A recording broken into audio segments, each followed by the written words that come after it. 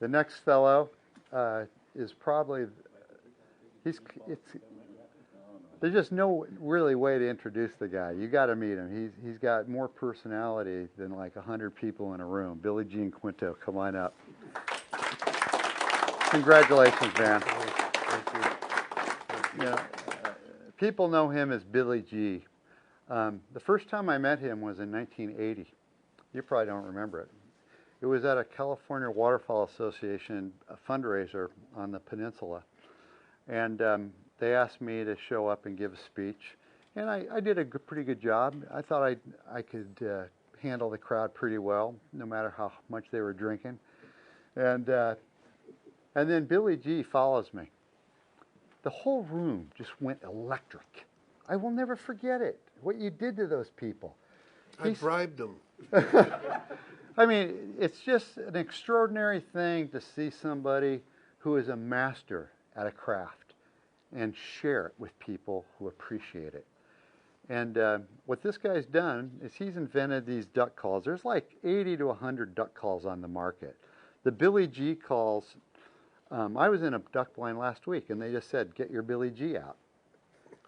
And I told the guy, I said, "Listen, I'm going to see him next week."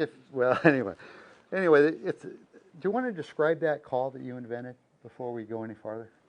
Well, I was a basketball referee for 32 years, a Pac-10 basketball referee, and when I first started refereeing, in fact, the gentleman here that I took his job, I was reffing CYO basketball. He called me up one night and said, "Billy, you want to make $3.50 a game?" And I said, "Sure, man, that's a lot of money." So anyway, I got into the whistles, and a friend of mine had a whistle wider, and it had a little tiny cork in it, and it made two sounds. And I said to myself, wait a second, I'm going to see what I can do with this whistle. So about 10 years it took me to develop this thing, and it's like a musical instrument. And you can get every sound you possibly can get that a pintail makes. And they do make different sounds. But the thing that I get a kick out of it, Tom, you know I've been a teacher for 30 years. And Rudy was, and I coached together, but I love to see people react to it and learn how to do it. It makes me really feel good. Guys come by my booth now, and they say, "Billy, geez, we were out there the other day, and we used your calls, and God, they came in, you were right." You know, that jacks me up, you know. I mean, I've helped somebody out, and that's what it was. But this whistle... Well, why don't you show us a little bit? Well, most pintails, or most guys, when they use a duck call, they sound like one duck. What I've done to this made it sound like a bunch of ducks. And most duck calls are very soft. You can get very loud with this and very soft with it. And this is what it sounds like.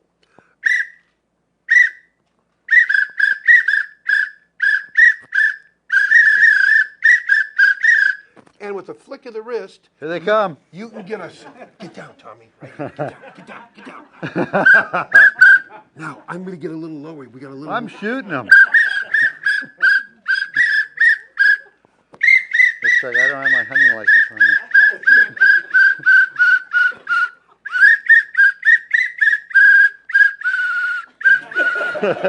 Let me tell you, one time he did the Star Spangled Banner from a duck blind, and you try to make these different sounds with a whistle. Let me tell you, it's no easy thing.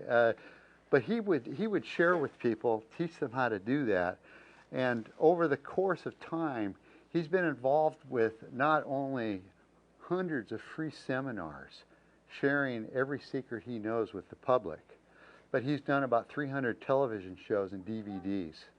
So a lot of people in our field are really secretive about their success. And I remember I used to be that way too. And then in 1981 at the Sportsmens Expo, I met this guy named Catfish George from Clear Lake. And I went fishing with him, and we caught all these catfish, caught like 21 catfish in 2.5 hours at Clear Lake right in the middle of the day using this technique. And I said, "Aren't you worried about other people stealing your technique?" And he goes, "Heck no." He goes, "They listen, but they don't do what they're listening to." But he's been when you see him with a crowd of like kind duck hunters, these guys invest a lot of money and time to improve their lot and to be successful.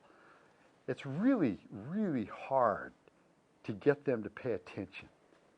I don't know how you do it. You do it because in the end, it's not the people voting, it's the ducks voting, and they vote for you.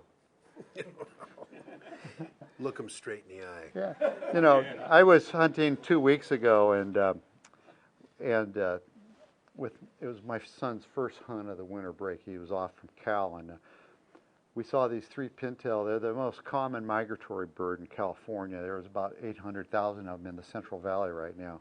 And they come down, there's three of them, and they circle about 60 yards away. And the calling stopped. Other guys would have shot. We decided not to shoot, and they circled around, and then somebody whispered, "Give them the Billy G."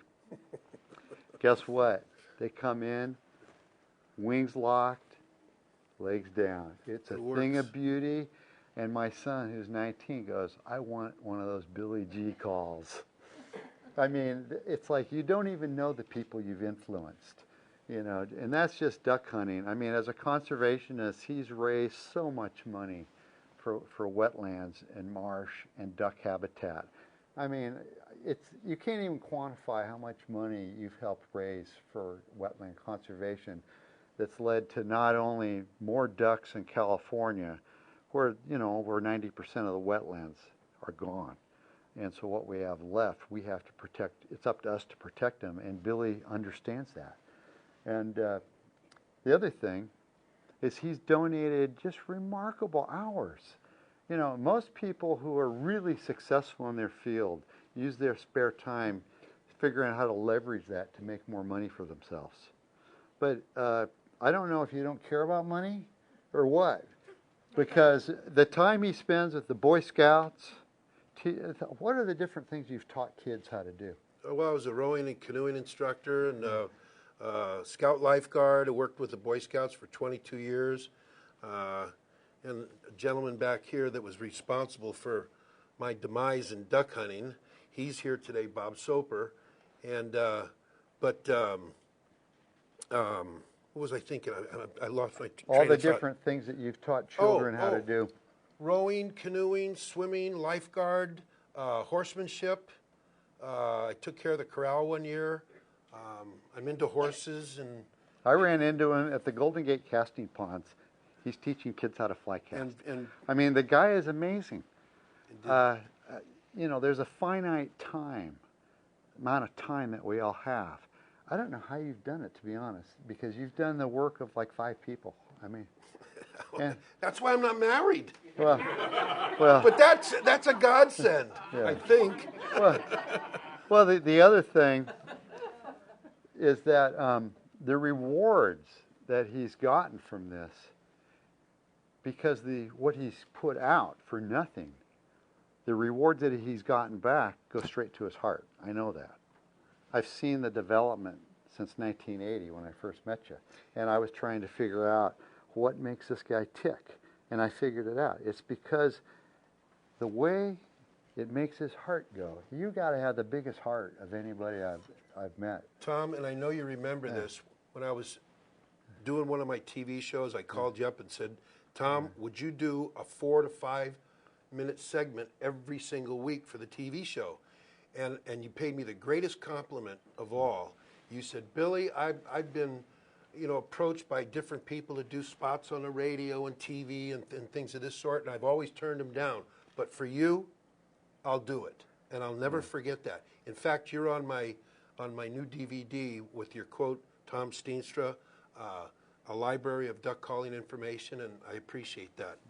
Thank you. Well, it's true. I turn a lot of people down. It's like everybody's looking for some way in, and I'm looking for some way out. But I got to tell you, two things. First, we usually don't reveal who nominates the people because we don't want it to be political at all. In this case, a Circle of Chiefs member nominated you, and he's here. And I want to recognize Hal Jansen, who is inducted in the Hall of Fame, one of the world's greatest fly fishermen. among other things. And the second thing is one of the real highlights of the year for me is when I get to call the recipients. Sometimes they're really hard to get. But in this case, I got Billy G's phone number. I called him one early evening. And it shows you the kind of guy he is. He said, I explained to him what was happening. And he goes, what? What does this mean? Wait a minute, is this really happening? And then he started crying. And wait, let me tell you something. The reason I'm telling this story, and I usually don't tell stories out of school like this, is because it goes straight to show you how big of a heart he has. And it sets him apart from everybody. And he starts blubbering, and I go through the whole thing about this is what you're now going to be in the Circle of Chiefs. You're going to be a voting member in the future. What we have hopes for in the Outdoors Hall of Fame, what we hope to create with it in the future year. And he just, I don't know. No, and then he goes, I gotta go. And he hangs up on me. So I'm watching television with my son about 2 hours later, and it's right getting to the good part of the movie. And he calls me back. I see the caller ID, and I don't want to answer it, so I don't answer it. So after the movie's over, I listen to the message, and it says, Mr. Steinstra, I was taking a little nap tonight, and I had this strange dream that you were in. And he goes, and I thought maybe you would phone me and said something that was really weird. He goes, listen, you don't have to call me back. It probably didn't happen. But just if it did, just call me back and let me know. Did this call happen? So guess what? I didn't call him back. I let Hal call him the next day. I got to relate a quick story for you. The guy that's responsible for all this is sitting down over there, Bob Soper. He was my boss at the canoe base at the Boy Scout camp in Cazadero. He phones me up one Saturday evening and says, Billy, go get a shotgun, a box of shells, and a hunting license. This is on a Saturday night. And we're going duck hunting tomorrow. I said, why duck hunting? He says, go get it. I got everything, met him at his house, we drove over to the Stinky Marsh on Van Sickle Island. And he brought me boots that were a size and a half too small, and a salmon smock. And he tied the salmon smock around my leg so I wouldn't drown. We walked on this railroad trestle. I dropped the gun in the water, had to go down, climb down, get the gun out of the water. I'm soaking wet. I said, Soap, let's get the heck out of here. He says, no. And I'm going, look at all these rabbits. Why don't we just shoot all the rabbits? The heck with the ducks. So he sticks me in this concrete duck blind, and I'm sitting there, and I come up and I shoot this bird, and I downed it, and I running after it, still cold, and I stepped into a boat canal, which I thought was a pond, right? I went right down to the bottom, dropped the gun again, and I came back out, grabbed the tulies. I had to take my boots off and jump back in that cold water for a gun. And he's laughing. He comes over and says, hang your clothes on the top of the concrete blind. Get six cans of sterno heat. I killed my first limit of ducks in my birthday suit. Then he comes over and he says, we're all done. And I said, I got 7 greenheads, 7 mallards. He starts laughing. They were all spoonies. Oh, God. For your Spoonies aren't that bad to eat, okay? You just a game warden told me. To the end, why don't you do some calling with both your calls there on your Well, this is a mallard call. It's a normal thing. Everybody thinks a duck call is a mallard call, but it isn't. It's whistles.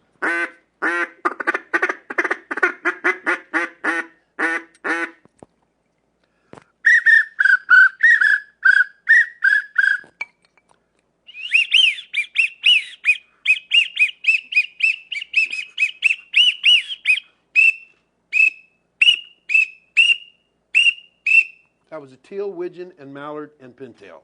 I buy. That's great. Congrats, man. Thanks, Tommy. Thank you. Appreciate it. I can't believe it. I was just absolutely stunned when I heard this from Tom Steinstra, and this is something I'll never forget. I mean, this is too much. You know. I mean, being in the California Outdoor Hall of Fame. How many hunters and fishermen and outdoors enthusiasts in this state would love to be in my shoes right now? Well, it's just unreal. Unbelievable. Thank you.